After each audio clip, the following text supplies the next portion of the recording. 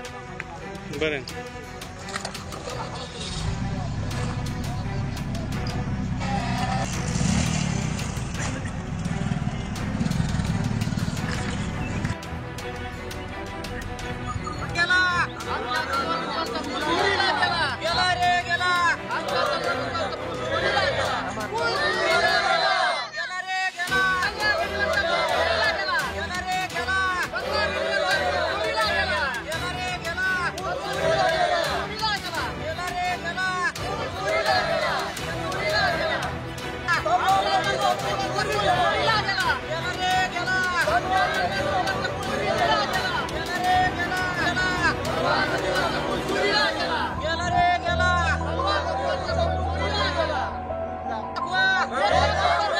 राहुल जगताप हे तौलवाडीचा नागरिक असून तौलवाडी ते देवगाण रोड ग्रामीण मार्ग 91 वर या ठिकाणी प्रशासकीय अधिकाऱ्यांनी पूल मंजूर केलेला आहे।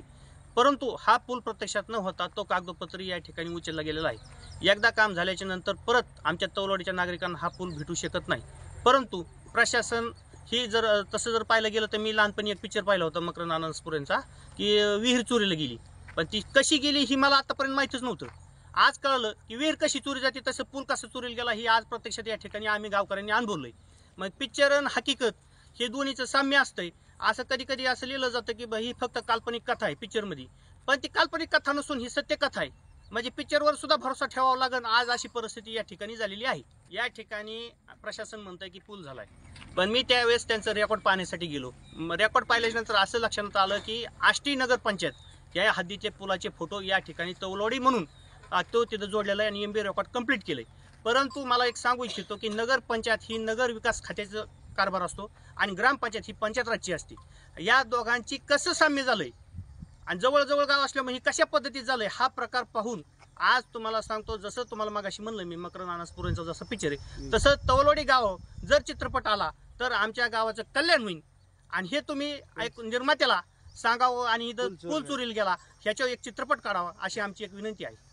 हे उपोषण सोडायचं तुम्ही डोक्यात घ्यायचं जर असलं, कारण आता मी प्रशासनाला वेळ देऊ शकत नाही। गेले 2 वर्षापासून मी प्रत्येक घटनेची माहिती वेळोवेळी अर्जाद्वारे दिलेली त्याचे माझ्याकडे पुरावे आहेत आणि जोपर्यंत संबंधित अधिकाऱ्यावर कारवाई होत नाही आणि त्याची मला कारवाईची प्रत मिळत नाही तोपर्यंत मी या ठिकाणी उपोषण सोडणार नाही। आता मी प्रशासकीय अधिकारी नाही। आपल्या राज्यघटनेने डॉक्टर बाबासाहेब आंबेडकर यांनी एक राज्यघटना लिहिलेली, त्या राज्यघटनेचा मला पुरेपूर अनुभव आहे। आणि महात्मा गांधींनी सांगितलं होतं खेड्याकडे चला, गाव समृद्ध तर देश समृद्ध। आणि हे म्हणते की ती इच्छा जमा झालीत तर आपले देशाचे पंतप्रधान नरेंद्र मोदी म्हणले होते ना खाऊंगा ना खाणे दूंगा।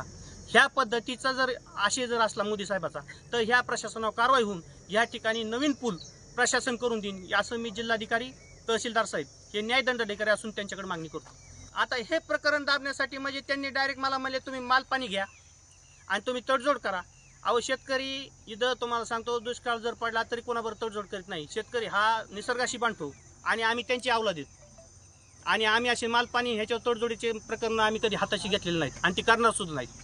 आणि त्यांनी हे प्रकरण दडण्यासाठी नवीन 20 लाखाची प्रशासकीय मान्यता माझ्याकडे दिली। मी गुत्तेदारच नाही, मी कधी गुत्तेचं कामच केलं नाही। मला कशाला 20 लाखाचं, मला काय माहिती त्याचं कसं काम करायचं। मी काय इंजिनियर आहे का, गुत्तेदार आहे का, मला कोणता अनुभव आहे, माझ्याकडे कोणती संस्था आहे, संस्था बी नाही। अशा प्रकारे मला हे प्रकरण दाबण्याचा प्रयत्न चालू आहे, पण मी ह्याच्यामध्ये दाबण्याचा विषयच नाही। या ठिकाणी हा पूल जो ग्रामीण मार्ग 91 वर जो पूल झालाय ह्याचा आम्ही 26 तारखेला ग्रामसभेमध्ये एकमताने ठराव मंजूर केलाय आणि ग्रामसभेचा ठराव हा म्हणजे आमच्या संसद भवन म्हणजे जसं आहे दिल्ली किंवा राज्य शासन तसंही आमच्या उच्च संसद भवन म्हणजे ग्रामपंचायती आमची आणि याच्यामध्ये आमच्या एकमताने ठराव झालाय हा पूल आमचा हा प्रत्यक्ष या ठिकाणी दिसावा आम्हाला। जो चोरीला गेला किंवा जे पिक्चरमध्ये जसे तशा पद्धतीत कसं असेल तसं असेल, पण आम्हाला ह्या पुलावून जाण्याची माफक अपेक्षा आहे। उपोषण सुटायच्या आत मला ह्याच्यावरून जाता येईल अशी माझी या ठिकाणी इच्छा आहे।